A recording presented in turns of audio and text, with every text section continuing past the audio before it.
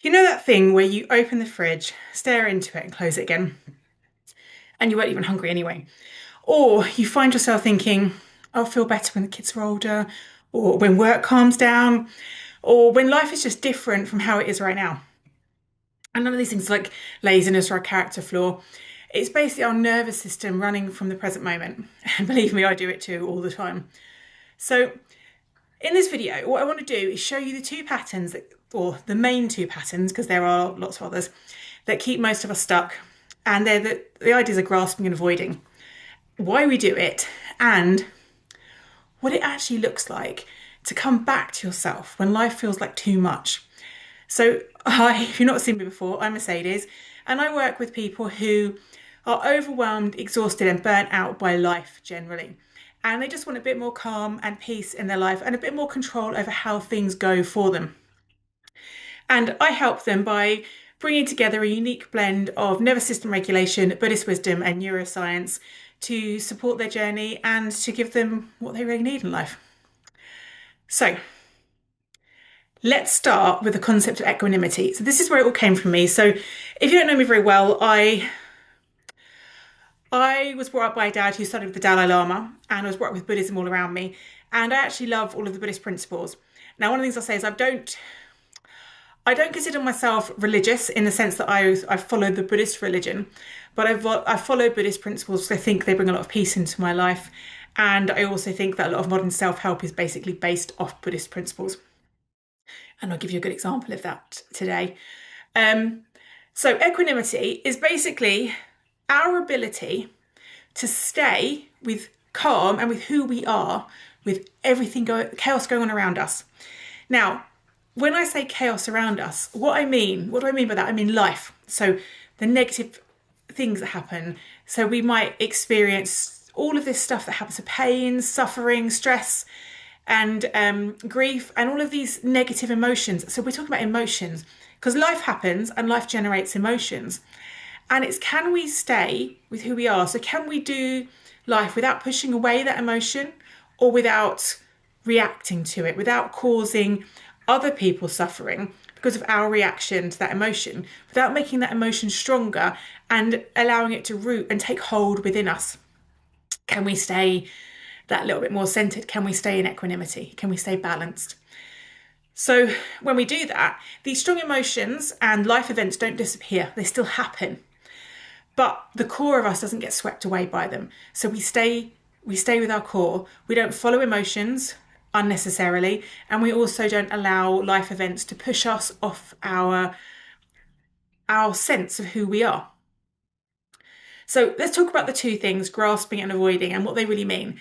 And I would say that all of this that I'm teaching you is my interpretation of Buddhist concepts that have been around for thousands of years, and they may not be the same as a strict Buddhist teacher. I don't really know. I'm just teaching you from my own perspective. So grasping to me is when we reach for something to change how we feel. So that could be grasping, so I will overeat to help myself to feel better because it's a comfort, or I'll shop and spend way too much money because having things is great, or having a future event. So we grasp the future. So we grasp that change. So if we think, oh, when I've got that big house, I'll feel better. So we're grasping that big house. When I've got a better job, I'll feel better. We're grasping that better job. When I've got a bigger TV, I'll feel better, right? And sometimes we don't even consciously do that, but we're out there trying to pull these things to us. And we're saying, I need this. A perfect example is mobile phones. And how many of us, we have a perfectly good quality mobile phone, and we need the latest model, even though the upgrades are tiny, really, in comparison to when we didn't have mobile phones. The upgrades are tiny, but we feel like we need that latest version. It kind of like satisfies something within us. And that's the whole concept of grasping. We're constantly trying to bring these things in. And anything that kind of does that. And then the other thing is avoiding. So this is when we try and push things away. And there's a kind of like an overlap with grasping and avoidance when we're talking about grasping in future events, because sometimes when we are looking to the future, we're avoiding where we are right now. So we're pushing away the present to be somewhere else. but it's also rejecting things and people. So it's looking at, and both of these do this, it's looking at duality. So when we're avoiding, we don't want what is, we want something else. We don't, someone buys us, like we've got a car, so we've got a new car, but it's not the right car. So we are negative about it. We push it away. We avoid it. We have an emotion and we feel it and we push it away. We don't want that emotion. We want this. So we grasp that and we push this away. So often we do both at the same time. Or you may be like constantly a grasper. So you're constantly like out there buying, eating, consuming, bringing in. So you're grasping, grasping, grasping. Or you may be a constant avoider. So we all know those people where nothing is quite right. So they might walk into a room and they'll criticize the decor, or they'll criticize the background music, or they'll criticize this, or they'll criticize that, and they're constantly trying to avoid what is because they don't like what is. So they're going to put something negative on it because they don't want to be in what is. So they're trying to avoid it. And emotionally, we do this in both senses. So when we're grasping an emotion, we might try and pull things towards us, comfort, support, all of those things. We all know in relationships, there's people that are needy, they're grasping, they want to take from you. So they're grasping.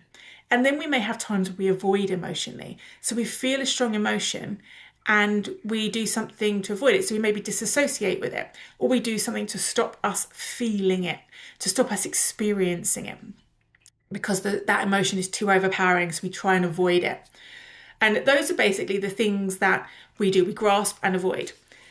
And both of these are the nervous system trying to manage an internal state that feels unacceptable. So we feel something internally. It doesn't feel right. So, and when I say the nervous system, what happens? Because we've got that communication between the nervous system and the brain. So the body, the nervous system, senses something is off. And that signal goes up to the brain, and the brain is really clever, but it's actually quite stupid as well. So rather than sort of like sending messages back saying, well, okay, how can we stay in this and stay calm, and how can we balance it? The brain goes, right, how do we deal with this? And it comes up with an option that is grasping or avoiding, because that's how it knows how to process things. And that's kind of like the way that we have been trained, and the way that naturally, as humans, we do that. So, I have a lot of these things. I have a lot of things, particularly like around parenting. I struggle sometimes with the burden of parenting, I would say, and the lack of freedom. And then I think, well, when my son's older, I will feel more free. I will have more peace. And I was thinking about that today. I'm thinking, well, actually, how can I find peace and joy where I am, rather than trying to be in some future situation that may never occur? And the same with shopping. I mean, I will overspend like mad and overeat like mad. And those are both comforting things for me that I grasp and that soothe negative emotions, rather than me just actually experiencing the negative emotions. So the thing is, and this is kind of like where it becomes really important to look at, is it's easy to think that equanimity means never grasping or avoiding. And I have this feeling like, well, maybe I'll never grasp or avoid again. But again, that is actually a grasping, because I'm saying, well, if I'm there, I'm never going to do these things again, right? So I'm pushing something away, and I'm grasping peace. So I'm still living in the grasping and avoiding. Actually, the true test of equanimity is noticing when you are doing those things. So not bringing shame to it, and not making it mean that there's something wrong with you. Because I have this habit when I feel like that, I think, what is wrong with me, right? The number of times I will say to myself, what is wrong with me? Why am I like this? Why can't I just?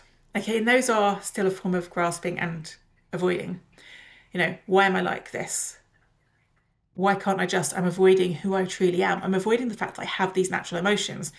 And so when we can actually step into and say, all right, I have these things, I'm going to notice them. I am grasping for this. I am trying to avoid this.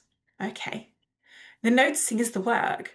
And you don't even have to fix it in that moment, because let's suppose you have a strong emotion, like you feel anger. The balance of equanimity is not to not feel the anger. And it's not to avoid the anger. It's to avoid the acting out of the anger. So you may feel the anger, and then you can sit with it and say, this is how I'm feeling. And just that, sometimes that noticing, that can actually dissipate. And then it's like, well, how do I want to channel this emotion? How do I want to deal with it? Because if you go back and you look at a lot of peaceful historical figures, and you look at the Dalai Lama even now, and he will admit to feeling anger. And there's lots of things that he has a good reason to feel angry about, and a lot of persecution that he suffered. But he chooses to, because he has equanimity, he still experiences that emotion, but he chooses to use it in a positive way. And that's where equanimity really comes in. So it's about catching, and I find myself when I journal, and I voice journal because I find, personally for me, that talking things out, and not everybody does this, I know that there's some benefit to writing, but I'm a slow writer, my hand hurts, and I get bored writing because I can't get it all out because I'm too busy thinking about the process of writing. And when I voice journal, I can experience myself going through the emotion, the avoidance or the grasping, and then the awareness that that is what I am doing and that is what is happening with that emotion, all while I'm talking. And so I like to talk it out. But, however you like to journal, it's about having that awareness in the moment rather than kind of like hindsight, going back and saying, oh, well, maybe I should have. But it happens over time. So, you're probably thinking, well, why is this a nervous system conversation? I kind of touched on it a little bit before, but when you are kind of depleted, so you're under stress, your hormones are maybe all over the place, you haven't had enough sleep. That's basically me most of my life. Equanimity is neurologically harder, right? It is much harder to find equanimity because all of these things are pushing us off our center. And so our brain is constantly looking for ways to solve these problems. I'm tired. So the brain, that's coming up signals from the body. The body is basically telling the brain that it doesn't have the energy. So the brain's like, well, what can we do to solve this? Well, maybe a bar of chocolate will help, right? And even if it doesn't give me more energy, it will make me feel better in the moment, right? And so that's how the brain works. So it feels all these signals, and then the brain comes up with a solution. And the truth is, your brain can't find the answer to equanimity necessarily on its own. And we come back to regulation. The brain can become aware. So this is where we start taking the power as we work on it, as we practice. Okay, so we work on the whole system. So we don't just work on the body, we work on the brain. But the way it works is our body has one of these things that dysregulates it. So lack of sleep, or all three, lack of sleep or anything else, lack of sleep, hormones disrupted, under stress, all of those things happen. So all these signals go up to the brain. So the brain's now looking for solutions. And we learn to interrupt that solution finding pattern and say, right, okay, I'm dysregulated. Things are not right in my body. And I'm switching off equanimity. How can I come back to my body and back to equanimity? So we regulate. The brain goes, okay, well, let's choose a regulation practice. And that goes back to the body. The body calms a bit. The stress levels reduce. We feel a little bit more rested because everything's been balanced out. And we're just slightly taking control of these things. And then when we do that, we come back into equanimity because we're like, okay, I noticed I didn't grasp and I didn't avoid. I noticed my feelings. I noticed this was strong. I noticed that I was grasping for something to help soothe this dysregulation. But what I actually did was something physiologically that would physically soothe that dysregulation. So and then I come back to equanimity because now I feel more balanced. So we're kind of going through this process where they work together. So you can see how these concepts from Buddhism tie very much into our nervous system states and our regulation. So when I talk about coming back to center, I want to touch on this quickly because we can very easily get a concept of coming back to center means like I'm going to be totally zen, right? I'm going to be the most peaceful person in the room and everyone's going to feel these vibes coming off me, right? It doesn't always work like that. And it's not always dramatic. It can be a really small shift.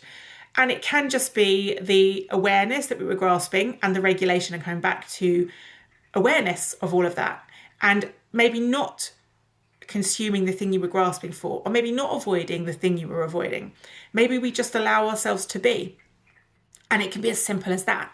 So when we pause before acting, when we regulate before consuming, all of these things help us to calm down. So if we're feeling a strong emotion and our brain is telling us to pick up our phone and scroll, if we can interrupt that pattern and do a regulation and come back to feeling calmer without the need to scroll on our phones, we've come back to center. And it's as simple as that, right? There's no big drama going on. There's no, like, you haven't just suddenly turned into a Buddha sitting in your room, cross-legged, floating in the air, right? You've just not done something that could that's actually you don't really need to do, that is deflecting from the emotion rather than bringing you back to experiencing, settling, and just being in what is, right? If you are experiencing pain right now, and that might be emotional or physical, are you trying to avoid it or push it away, or are you trying to bring something in to stop, to soothe it, right? And if you can actually stop yourself and say, I am experiencing pain and I'm going to sit with it. I'm going to sit with the fact that is reality. That's equanimity. That's all it is. And then you will find very quickly, once you start sitting with it, it soothes and it eases and it relaxes because you are accepting it. You are being with it and you are witnessing it, and you're not doing anything that is going to, and so your brain says, well, okay, well, I've got this, I've got the message, because pain, physical or emotional, is a message. And maybe sometimes it just takes that bit of peace to get the message, and then you can allow it to dissolve.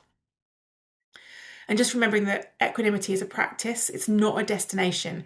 So you won't arrive at equanimity and then stay at equanimity. We will constantly be pushed off and come back, be pushed off and come back. But the more we practice, the steadier we get, the calmer we get, the more we come back to center more quickly. It's really as simple as that, in my perspective.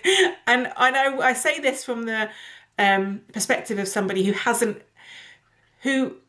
often goes off equanimity, often grasps, often avoids, and is aware that they are on a constant journey working towards bringing themselves back to equanimity more quickly, more often, and staying there more often.